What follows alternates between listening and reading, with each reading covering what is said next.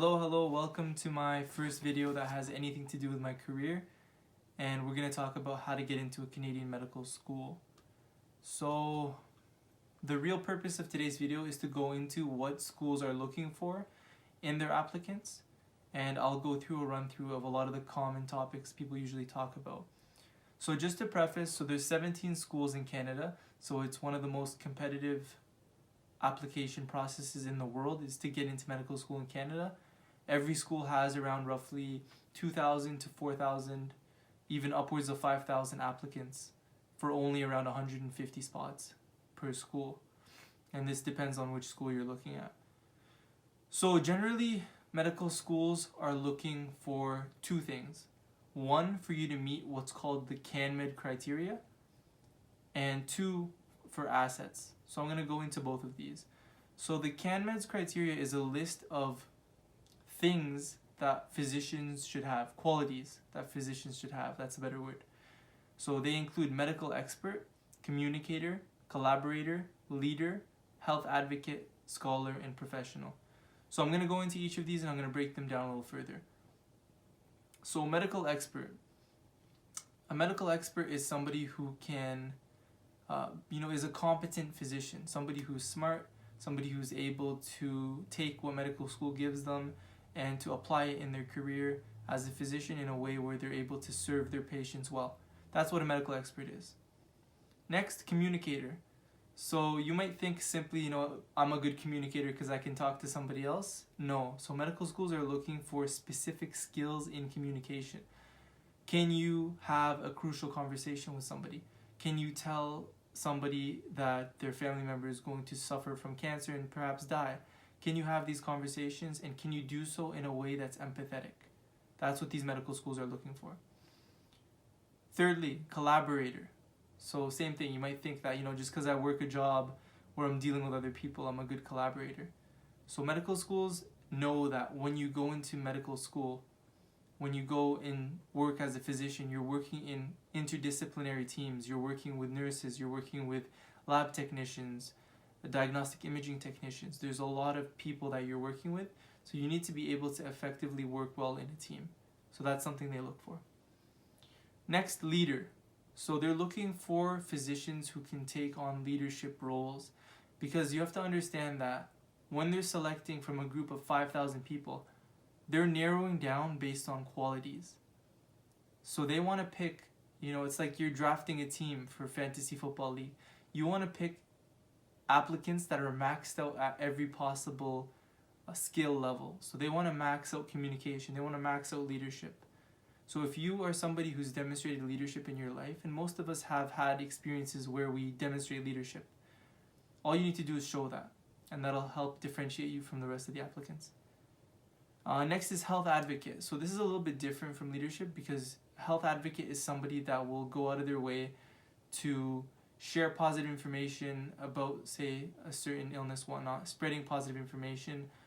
If you see that there is specific wrongdoing within the healthcare industry, you stand up for that. And health advocates could include, if you have research where you're going into looking at homelessness, for example, you have a startup, you have a non-for-profit that's helping the homeless get, say, hygiene products. That's one of the startups I'm working on right now. If you can show that you are giving back to your community, in a sense that's advocating for your community's health, that will fill that role. Next is scholar. So scholar is just essentially an academic. So they want to see that you're intelligent, they want to see that you're giving back to the scientific community. If you have research, that will check this off. If you have any sort of wet lab experience, that'll check off that category as well. And finally is professional. So professional is, you have to understand, embodies the field of medicine. So a doctor is a professional. So you have to uphold the highest ethical standards and act as a professional the entire time you're a physician, whether that means during work hours or outside of work hours. And by showing overall maturity, by showing that you understand that the career you're entering is a lifelong profession, that'll show that you have that professionalism side to you. So secondly, now is how can you be an asset to medical schools? So medical schools want to accept students that are going to bring in research, that are going to bring in fame, that are going to have an impact, essentially, rather than just you go through and you're a typical medical student who doesn't give back, doesn't do research. And that's, right now, medical school admission process is changing. So they want to accept innovators, they want to accept entrepreneurs, they want to accept people that are willing to stand up to the system and make a change. And if you can show the medical schools that because of X, Y, and Z, you are an asset to their program, your chances of getting accepted are going to, tenfold.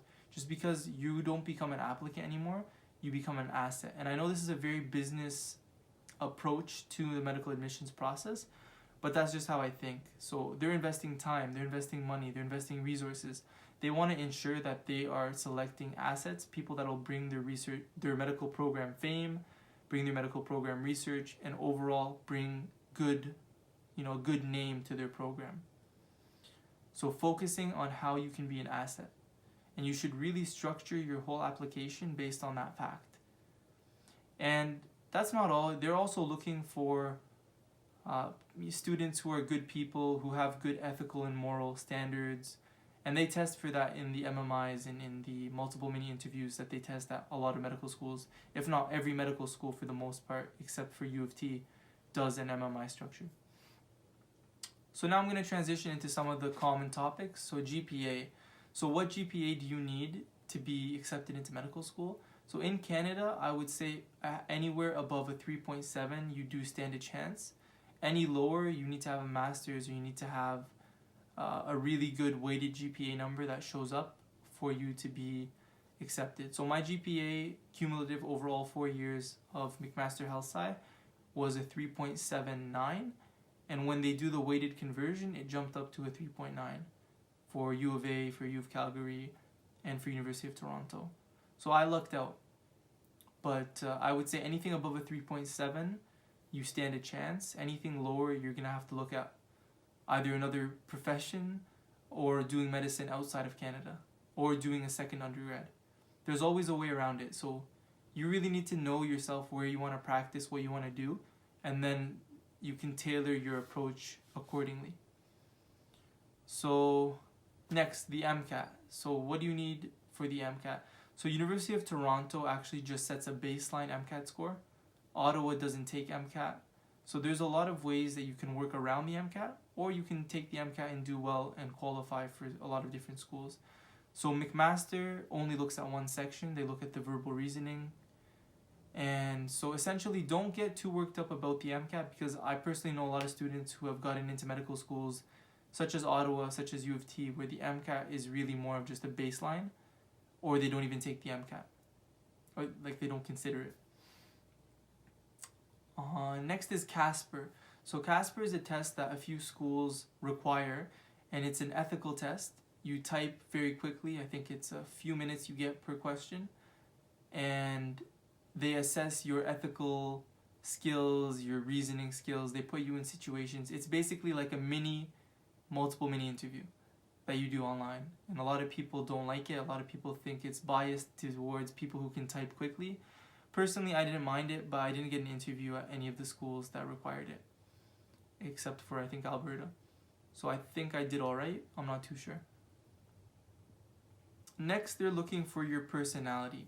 So I mentioned in my podcast, which I'll share the link to as well, that you need to be genuine. You need to be authentic when you're presenting to medical school admissions. They've been doing admissions for probably longer than you've been in university. So they know when somebody is BSing, they know when somebody isn't telling the truth. So as long as you're open, you're honest, you're transparent, you're authentic, medical schools will see that, and that'll weigh very heavily. Because there's a lot of students who aren't being authentic, they're trying to lie, they're scripting their answers. That's not how you're going to get into medical school. You're going to get into medical school by being your true self, and that brings with it confidence. And if you have confidence, if you're confident in who you are, that's going to show, you're going to shine, you're going to get accepted. And finally is luck. So because of the sheer numbers of applicants that are applying for medical school, you're bound to either luck in or luck out. So if you don't get in one cycle, try another cycle. I think somebody told me the average amount of cycles that people apply before they get into is 3 in Canada. So personally, I'm on my 3rd cycle this year. Make a prayer for me, guys. Hopefully I can get in this year and really go along with my career trajectory in medicine. I know people who have tried 5 times and gotten in. I know people who have tried over a series of years, like decades. They try, reapply with a new career and get in. So it's not the end of the world. And along those terms, there's so many other careers you can choose aside from medicine that will give you the same satisfaction. You can go into medical device sales. You can go into pharmaceutical sales. You can go into marketing at a pharmaceutical company. You can start your own business. You can be an entrepreneur. You can go into the cosmetics industry. You can go into law. There's so many different places you can go to that you shouldn't really have that tunnel vision for all you want to do is medicine. And I know people, especially the old school generation, tries to sell you on the fact that you have to just go for it, just go for medicine. What that does is that closes you off to opportunities. And so just know there's so many other career options. You can, any one of you guys can message me and talk to me about other career options, and I'll be more than willing and happy to help out with that. There's a phone call. So my website link I'll attach in the bio. It's www.lolyusuf.com. My number is there. Any questions you guys have, feel free to contact me. I do run a consulting service where if you want help planning out your future as a medical student or as a pre-med student, I help with that. If you have interviews coming up, I can help you prep for that. These are services that I offer. But really what I'm trying to do is I'm trying to share my knowledge that I've gained over the past 5 years with people who were in my shoes, who are in my shoes right now, the shoes that I used to wear. And I want to share my knowledge, and I'm here as a mentor. I'm here to help give back. And YouTube is one of those platforms that I can use to give back. And so if you guys ever have any feedback, if you have any topics you want me to discuss, please send me a DM on Instagram or send me a text. You have my number. And I'll be sure to create content that caters to what you guys want to hear. And thank you for listening. Thank you for hearing what I have to say. And please reach out to me. Thank you, guys.